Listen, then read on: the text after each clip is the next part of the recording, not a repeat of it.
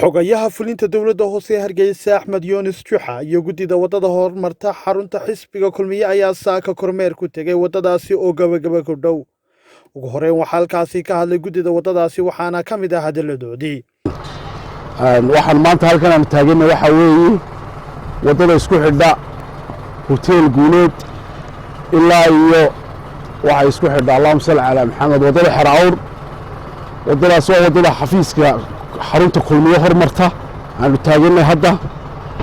waxaad arkaysaan shaqada wanaagsan ee ay dowladda hoose ka qabatay.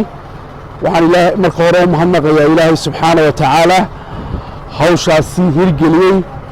waxaan marka labaad u mahadnaqayaa anigoo deegaanka xaafadda ah madaxda kala saarsaari maayee madaxda dowladda hoose dhammaantood halkan waxay la taagan xogeeyay dowladda hoose iyo agaasimihii bilicda magaalada.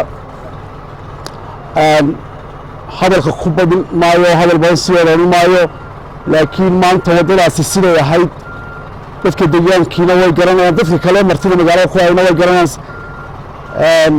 waana sadaqatul jaariya, lacag badan oo aanu haynin may jirin iyo waxaanu ku darnay toona xooggeegii iyo tacabkeegii waxaanu ka sheeganaynaa waa wax yar annagu intii badnayd dowladda hoosaa qabatay.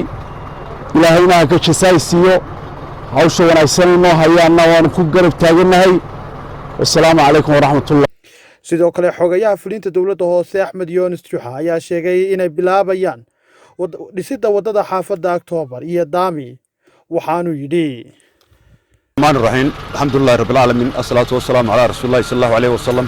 أولا إلهي بقى مهد له إله مركو كواد مسلم نقدقي مر لباد كان نبت قليدا يا عافماتك يا هورمرك إنه كنا الله إنه ينقرسي مهد له مر لباد كا اسمها بالعدا وضياشة كوميونيتي خضر نقلت شوية تعب كلها وطن صحافة إنجنيرك وطن نجي دولة هوس. السلام عليكم ورحمة الله وبركاته. هذا البدن هل كوبتشيرو waxay ka mid tahay dadaalada dawladda hoose Hargeysa ay gacanta ku haysaa wadadana ka mid tahay.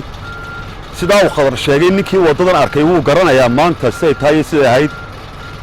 odayaasha community-ga xaafadda waan u mahadnaqaynaa inkastoo tacabka meesha la geliyay dawladda hoose xoogiisa leedahay laakiin way nagala qayb qaateen, qaybtoodii way bixiyeen. aad bay u mahadsan yihiin. insha Allah sanadkan waxa kow ka wadada October, laba waxa ka wadada Daami tagta oo wada weyna oo carwada dhinaceeda ka laabata oo ilaa isku xidha wadada kiilka Sheekh Nuur tagta.